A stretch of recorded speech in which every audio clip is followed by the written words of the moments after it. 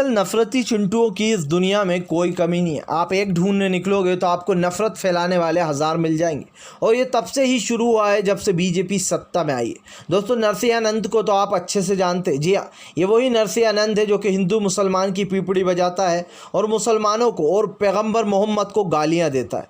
आपको बता दें दोस्तों, नरसिंहानंद को लेकर अब हिंदुस्तानी भाव का एक वीडियो जारी हुआ जिसमें उन्होंने नरसिंहानंद की जमकर बजाई है और गालियाँ भी दी हैं। आपको बता दोस्तों, नरसिंहानंद लगातार 3 से 4 महीने हो चुके हैं मुसलमानों को टारगेट कर रहा है। कभी पैगंबर मोहम्मद को गाली दे रहा है, कभी कुछ कर रहा है। लेकिन देखिए दोस्तों, अभी तक नरसिंहानंद के खिलाफ कोई एफआईआर दर्ज नहीं, इसके ऊपर कोई कार्रवाई नहीं, क्योंकि बीजेपी को लगता है कि इनके लोग कुछ भी करें, संघ इनके ऊपर कोई कार्रवाई नहीं होना चाहिए। ये लोग अगर किसी का मर्डर भी कर देंगे तो मुझे यकीन है बीजेपी उनको भी बचाने में लग जाएगी। जिस तरीके से सूरजपाल अम्मू बचा रहा था अभी उन आरोपियों को जिसने आसिफ की हत्या की, उसी टाइप से दोस्तों नरसिंहानंद भी है। आप देखिए, नरसिंहानंद का विवादित बयान निकल कर आता है हुजूर के ऊपर फिर से और मुसलमानों को गालियाँ भी देता है। उसके बाद हिंदुस्तानी भाव का एक वीडियो जारी हुआ जिसमें हिंदुस्तानी भाव ने इसको गालियाँ दी और कहा कि फ़िलहाल हिंदू मुसलमान की नफ़रत फैलाना बंद कर। तो जैसे लोग न जाने कितने आए हैं और कितने चले गए, लेकिन हिंदू मुसलमान भाइयों का जो भाईचारा है वो हमेशा से बना रहा है। दोस्तों, इस बात को झुटलाया नहीं जा सकता कि इन लोग का घर इसी नफ़रत फैलाने से चलता है। और ये वही नरसिंहानंद है जो अभी कुछ दिन पहले मुसलमानों से ही मदद मांग रहा था कि भाई आपकी फ़िल्में हिट हो रही हैं, बड़े बड़े खूब करोड़ों कमा रहा हो, थोड़ा सा हमें भी दे दो, बस आपके भाई हैं, हम भी खुश रहेंगे, हिंदू मुसलमान भाई भाई हैं, हम भी मंदिर में लगा देंगे पैसा। सोचिए दोस्तों, यानी कि मुसलमानों को ही पहले गाली बको और फिर उनसे ही चंदा भी मांगो। ये है दोस्तों नरसिंहानंद का असली चेहरा। इधर दूसरी तरफ दोस्तों बीजेपी जो कि अपने आप को सही साबित करने में लगी है। आप देखिए दोस्तों, उत्तर प्रदेश के जो आने वाले चुनाव हैं उसमें बीजेपी ज़बरदस्त तरीके से हिंदुत्व को बढ़ावा दे रही है। आप देखिए कि किस तरीके से उत्तर प्रदेश में मुस्लिमों को पकड़ पकड़ कर पीटा जा रहा है, जय श्री राम के नारे लगवाए जा रहे हैं।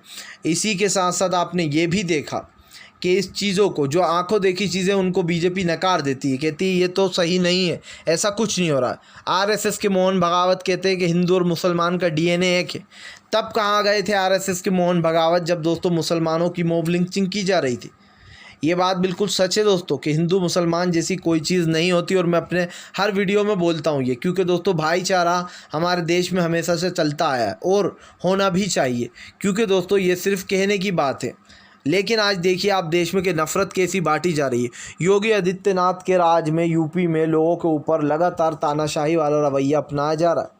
सूरजपाल अम्मू जो कि लगातार विवादित बयान देता, उसको अभी तक गिरफ्तार नहीं किया गया, उल्टा हरियाणा का बीजेपी का प्रवक्ता बना दिया गया। बीजेपी ऐसे नफरती चिंटुओं को दोस्तों अपनी पार्टी में जगह देती है, क्योंकि वो अच्छे से जानती है कि नफरती चिंटुओं को जब वो जगह देगी तभी उनका भला होगा। हिंदू मुसलमान की राजनीति करने वाले अब ओवैसी का यूज़ कर रहे हैं। सोचिए दोस्तों, ओवैसी साहब चले तो गए, लेकिन उन्हें ये नहीं पता है कि ओवैसी की वजह से बीजेपी का फ़ायदा होता है।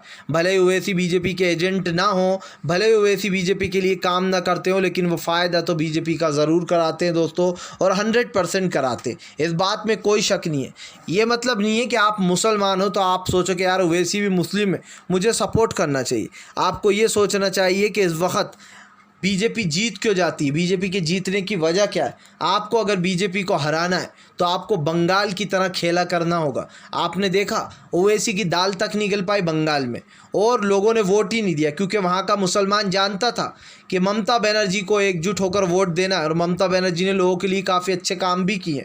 इसीलिए वहाँ के हिंदू और मुस्लिम भाइयों ने एकजुट होकर वोट दिया। असर आपके सामने है कि बीजेपी की करारी हार हुई इतनी मेहनत करने के बाद भी। और यही कारण है दोस्तों जो भारतीय जनता पार्टी पूरी तरीके से फेल हो चुकी है।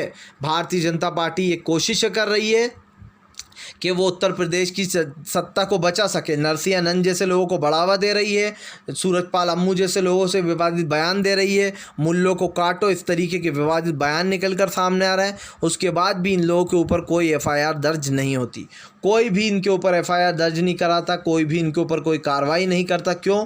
क्योंकि दोस्तों साफ दिखाई देता है कि फ़िलहाल भारतीय जनता पार्टी के राज में सब कुछ अंधेर नगरी चौपट राजा है।